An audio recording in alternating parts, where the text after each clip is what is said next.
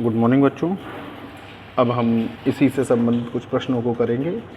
हमारा पहला प्रश्न है, predict the direction of induced current in the situation described by the following figures. कुछ फिगर्स दी हुई हैं और लेंज लॉ के बेस पर हमें इनकी डायरेक्शंस बतानी है इंड्यूस्ड करंट की। तो इंड्यूस्ड करंट की डायरेक्शन हम बता सकते हैं, जैसा कि पहला एक मैं बता दे रहा हूँ, उसके बाद आप अपने आप करिएगा। जैसे ये है, इस पोल को एस को हम जब इस तरफ लेके जाएंगे तो ये जब हम एस को इस तरफ लेके जाएंगे तो एस के आने का अपोज करेगा। जब ये एस के इधर आने का अपोज करेगा, इसका मतलब ये है कि क्यू जो है वो एक साउथ पोल बनने की कोशिश करेगा, और जब ये साउथ पोल बनने की कोशिश करेगा तो इंड्यूस करंट की डायरेक्शन क्या हो जाएगी, क्लॉकवाइज।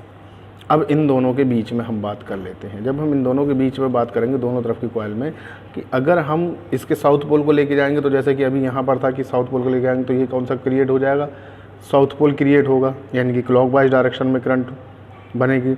और नॉर्थ पोल इससे दूर जाएगा, नॉर्थ पोल जब इससे दूर जाएगा तो यहाँ पर ये साउथ पोल बन जाएगा।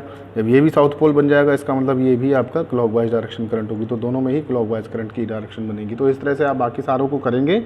मैं आपने थोड़ा सा हिंट्स दे दिया है, इस क्वेश्चन को आप अपने आप करेंगे, ठीक है। आंसर्स मैं आपको दिखा देता हूँ, आप आंसर्स देख लीजिए, इस क्वेश्चन को आप खुद ही सॉल्व करेंगे, ठीक। अगला प्रश्न देख लेते हैं।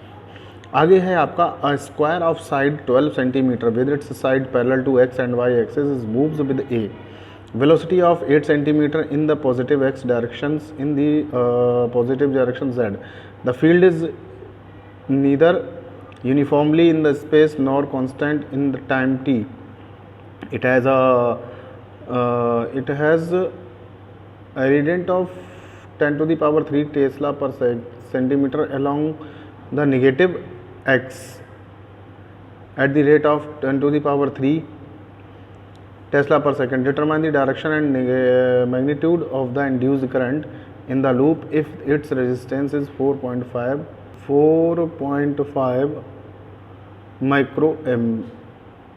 Micro ohm. तो यहाँ पर ए हमें दिया गया है, ए हम निकाल लेंगे, दिया तो नहीं गया लेकिन ए हमें निकालना है, ए हमने निकाल लिया क्योंकि साइड्स दी थी। वेलोसिटी दी हुई है, डी अपॉन डी एक्स दिया हुआ है और डी अपॉन डी टी दिया हुआ है, आर रेजिस्टेंस दिया है, कई सारी चीज़ें दी हुई हैं। तो हमें निकालना है rate of change of magnetic flux is due to variation B with time. तो यहाँ से E1 निकाल लेंगे, rate of change of magnetic flux due to motion of loop, उसके हिसाब से निकालेंगे तो वैल्यूज़ निकल के आ जाएंगी। बोथ इफेक्टेड जब रहेंगे दोनों की वैल्यूज़ हमारी सेम, दोनों टोटल जो आपका इंड्यूस्ड ईएमएफ है वो हम निकाल लेंगे, क्योंकि दोनों के इफेक्ट की वजह से जो है डिक्रीज़ हो जा रहा है मैग्नेटिक फ्लक्स पॉजिटिव डायरेक्शन में, तो ये एडअप हो जाएंगे। यहाँ से करंट, हम यहाँ से इंड्यूस्ड ही करंट की डायरेक्शन को निकाल सकते हैं। तो आप लोग इस क्वेश्चन को भी सॉल्व करेंगे, ठीक है बच्चों। आगे एक और प्रश्न है, ये आता है आपका मोशनल ईएमएफ। मोशनल ईएमएफ आप जानते हैं, मोशनल ईएमएफ क्या होता है, बहुत अच्छे से जानते हैं। कि जैसे मान लीजिए किसी भी एक मतलब आयता रेक्टेंगुलर कॉइल को जो है शेप में गैल्वेनोमीटर लगाते हुए एक पीक्यू रॉड रख दीजिए, और पीक्यू रॉड को जब आगे को बढ़ाएंगे तो ऑब्वियसली सी बात है, जब इसमें आप परपेंडिकुलर आपका जो मैग्नेटिक फील्ड लगेगा तो इसके आगे बढ़ने से इस एरिया जो आपका लूप का जो एरिया है वो कम होता जाएगा। लूप का एरिया टाइम रेट से हिसाब से कम होगा, तो यानी कि number of magnetic field line जो पास होने वाली हैं वो कम हो जाएंगी। होल हम कह सकते हैं मैग्नेटिक फ्लक्स हमारा कम हो जाएगा। मैग्नेटिक फ्लक्स कम हो जाएगा किसकी वजह से कम हो रहा है, इस रॉड के आगे बढ़ने की वजह से। तो इस प्रकार का जो ईएमएफ इंड्यूस होता है वो हमारा इमोशनल ईएमएफ कहलाता है। तो यहाँ से हम इसको निकालने की कोशिश करेंगे।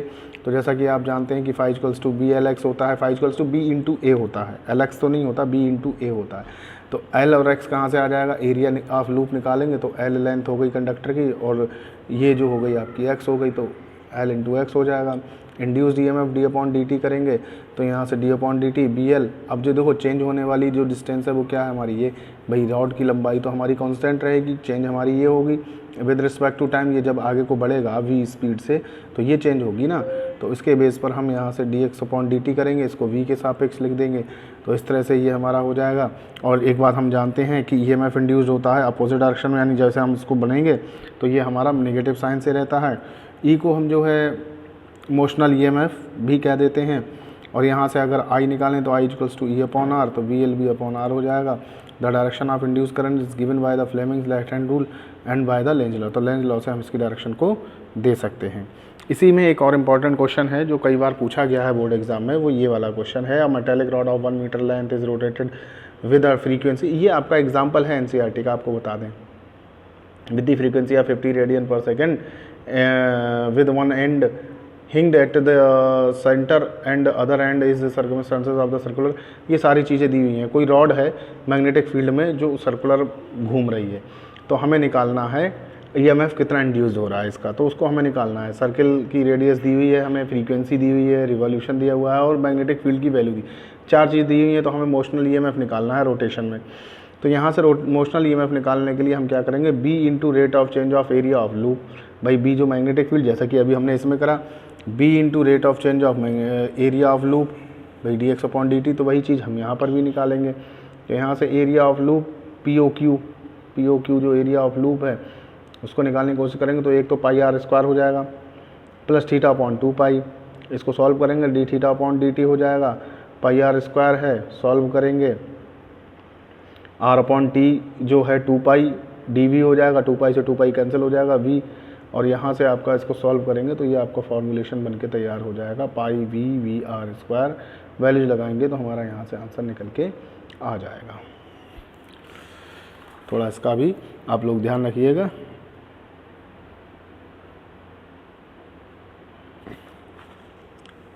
उसके बाद कुछ और क्वेश्चंस हैं इसी पर बेस्ड। एक सर्कुलर कॉपर वायर है, तो इसके लिए निकालना है, तो डायरेक्ट आपका v omega half B omega square निकल के आ जाता है। इसको आप ध्यान रखेंगे, ये रेडियस पर है, इन क्वेश्चन को भी आप अपने हिसाब से सॉल्व कर लेंगे ध्यान से देखते हुए। अगर कहीं पर समझ में ना आए तो आप मुझसे पूछ सकते हैं। फार्मूला दिया हुआ है, डायरेक्ट वैल्यूज़ लगानी है, आंसर आ जाएगा। ठीक इसी प्रकार से ये भी एक क्वेश्चन है, फार्मूला दिया हुआ है, वैल्यूज़ दी हुई हैं, डायरेक्ट आंसर निकालेंगे तो आपका निकल के आ जाएगा। बहुत ज़्यादा इसमें दिमाग खर्च करने की ज़रूरत नहीं है, डायरेक्ट फार्मूलों पर बेस्ड है। ये मोशनल ईएमएफ है तो डायरेक्ट फार्मूले पर बेस्ड है, आपका आंसर निकल सकता है। ठीक है बच्चों,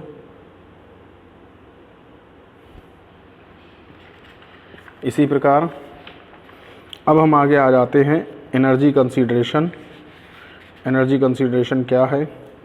मोशनल ईएमएफ का एनर्जी कंसीडरेशन। तो when a conductor of length L is moved with velocity v in a perpendicular magnetic field b with the motional EMF produce in a conductor is E equals to VVL होता है, जैसा कि हम जानते हैं। Let small r be the resistance of the movable arm PQ of the rectangular coil. जो movable arm PQ थी उसका रेजिस्टेंस अगर स्मॉल r है तो हम ये एज्यूम कर सकते हैं कि अगर उसका जो बाकी चीज़ों का जो आर्म है उनका रेजिस्टेंस अगर नेग्लेजिबल है तो यहाँ से इंड्यूस्ड करंट इंड्यूस्ड जो हो रही है उससे हम पता लगा सकते हैं E अपॉन आर हो जाएगी, VVL अपॉन आर हो जाएगी। अब मैग्नेटिक फोर्स अगर हम निकालें F बराबर क्या होता है हमारा BIL साइन थीटा जो हमारा होता है ना, जैसे कई बार बता कराया आपको, तो यहाँ से F बराबर BIL, तो I की वैल्यू यहाँ से जो हमने निकाली है वो इस पर पुट कर देंगे तो ये हो जाएगी B square L square V upon R. The direction of the force is opposite to the velocity of the conductor. तो power required to the brush the conductor is, तो power P equals to F into V होता है। F की value हमने ये लगा दी, V हमारा velocity से आ जाएगा तो यहाँ से P निकल के आ जाएगा। या अगर हम I स्क्वायर R करना चाहें तो I स्क्वायर R भी कर सकते हैं। I की वैल्यू ये रही, R हमें पता ही है, I स्क्वायर R करके भी हम निकाल सकते हैं। तो यहाँ से हीट एनर्जी प्रोड्यूस्ड पर सेकेंड जो निकल के फार्मूला निकल के आता है V square L square V upon R। आप इसको भी नोट कर लेंगे, ठीक है। इसी प्रकार एक और क्वेश्चन है आपका, coil of number of turns and area A at constant angular speed omega in a uniform magnetic field B and connected to the resistor R. Deduce the expression for the maximum induced EMF in the coil and power dissipation in the coil। तो यहाँ से बिल्कुल साधारण शब्दों में निकाला गया है। आप सबसे पहले एंगुलर वेलोसिटी लगाएंगे, एंगुलर वेलोसिटी से थीटा निकाल देंगे और फाई इक्वल्स टू जानते हैं BA cos थीटा होता है, या cos ओमेगा टी लगा देंगे, D अपॉन dt निकालेंगे तो यहाँ से वैल्यूज़ निकल के आ जाएगी। Omega equals to 2 pi f होता है, नंबर ऑफ टर्म्स अगर n है तो E की वैल्यूज़ लगाते हुए NBA ओमेगा या NBA 2 पाई f करते हुए इसको सॉल्यूशन कर दे देंगे। साथ ही हमारी पावर डिसिपिएटेड निकालनी है तो पावर डिसिपिएटेड भी यहाँ से निकल के आ जाएगी। तो आप लोग इसको इजीली इसको सॉल्व कर सकते हैं, ये इजी गोइंग है, आप आराम से इसको कर सकते हैं।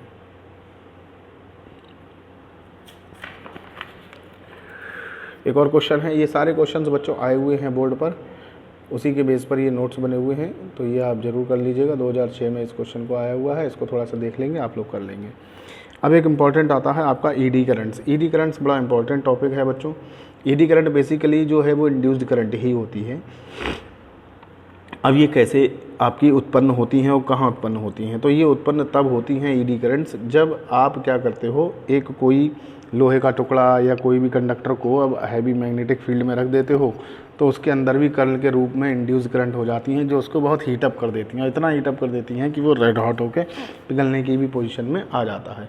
तो ऐसी ही करंट्स को हम ईडी करंट्स कहते हैं। देखो जैसे ये लिखा हुआ है, the conduction electron making up the induced current will about with the plate if they are caught in an eddy or whirlpool of the water, this is called the eddy current। तो इन currents को हम eddy currents कहते हैं। जैसे कि मान लीजिए कि हम क्या करेंगे, किसी मेटल प्लेट को किसी मैग्नेटिक फील्ड में रखेंगे या मोशन कराएंगे, तो यहाँ से इंड्यूस्ड करंट हमारी कंडक्टर में आ जाती हैं, इन्हीं को ही हम eddy करंट्स कहते हैं। eddy करंट्स जो बराबर होता है इंड्यूस्ड ईएमएफ अपॉन रेजिस्टेंस, और यहाँ से इनकी वैल्यूज़ लगा के हो जाता है। ये एक इसका एक्सपेरिमेंटल डेमोन्स्ट्रेशन है। आप क्या करेंगे, आप कोई मेटालिक प्लेट को लटका दीजिए किसी मैग्नेटिक पोल्स के बीच में और उसको जो है मूव कराइए। तो आप जैसे जैसे मूव कराते जाएंगे धीरे धीरे, तो इसके अंदर एक मैग्नेटिक कर्ल के रूप, जो आपकी इंड्यूस करंट है वो कर्ल के रूप में, विरल के रूप में आपकी जो है इंड्यूस हो जाती हैं। इन्हीं को हम ईडी करंट्स कहते हैं। इनको रिड्यूस कैसे किया जा सकता है? इनको रिड्यूस करने का इनको रिड्यूस इस तरह से करा सकता है, यदि हम इसको कोड के रूप में, इसको लेमिनेटेड के रूप में इस यूज़ करें, तो क्या होगा, हर बार में एक नया साइकिल छोटी छोटी जगह बनेगा, छोटी छोटी जगह बनेगा, तो एक दूसरे को ये कैंसिल भी करेगा क्योंकि डायरेक्शंस एक सी होंगी। तो इस तरह से हम इसके जो ईडी करंट है, इसके इफेक्ट को हम जो है कम कर देते हैं। अब रीज़न क्या होता है इनके उत्पन्न होने का? In the normal position, the rest of the plate magnetic flux linked with the plate is maximum. When it is displaced towards only one extreme position, area of plate in the field decreases. Therefore, the magnetic flux linked with the plate decreases. Eddy currents develop in the plate, which, according to the Lenz law, opposite to the decreases in flux. Hence, the motion of the plate towards the extreme position. Similarly, when the plate returns from the extreme position to the mean position, area of the plate field increases and magnetic flux linked with the coil with the plate increases. So eddy currents are developed which opposes the increases. Eddy currents are developed which opposes the increase in flux. Hence the motion of the plate towards the mean position. तो इस तरह से आपका ये जो है eddy current का reason आ जाता है। अब हम इनको रिड्यूस कैसे कर सकते हैं? इनको रिड्यूस करने के भी आपके ये कुछ मेथड दिए हुए हैं। How to reduce eddy current. तो ईडी करंट को रिड्यूस कैसे किया जा सकता है? When a plate slot cut in it is made to oscillate in the magnetic field, the damping effect that is there, but it is much smaller compared to the cases when no slots were cut. This means eddy currents are reduced. This is because magnetic moment of the induced current depend on the area enclosed by the current. So जैसे कि आप जानते हैं कि जो magnetic moment होता है वो आपका एरिया पर डिपेंड करता है। तो एरिया जितना छोटा हो जाएगा, मैग्नेटिक मोमेंट उतना छोटा हो जाएगा, और इस तरह से हम ईडी करंट को मिनिमाइज या ईडी करंट को हम रिड्यूस कर सकते हैं। इस पर बेस्ड एक छोटा सा प्रश्न है कि इनके एप्लीकेशंस क्या क्या होते हैं, कई बार पूछा गया है। तो इनके एप्लीकेशंस होते हैं magnetic brake, magnetic furnace, induction cooker, इस तरह में इनका यूज़ किया जाता है। बच्चों बाकी की बातें में हम कल बात करेंगे इंडक्शन के बारे में। कल ये आपका चैप्टर फिनिश हो जाएगा। और मैं आपको आपके सिलेबस के बारे में बता दूं बच्चों, आपके सिलेबस में आपकी फ़र्स्ट बुक कंप्लीट आनी चाहिए बायोलॉज। बट ये है कि मैं सोचता हूँ कि आपका ईएमएफ वाले चैप्टर तक का ही आपको मैं दे देता हूँ। 2 चैप्टर आपके फर्स्ट बुक में छोड़ के आपका सिलेबस तैयार हो जाएगा। आप 2 चैप्टर छोड़ के पूरी तैयारी अच्छे से करिएगा। Thank you.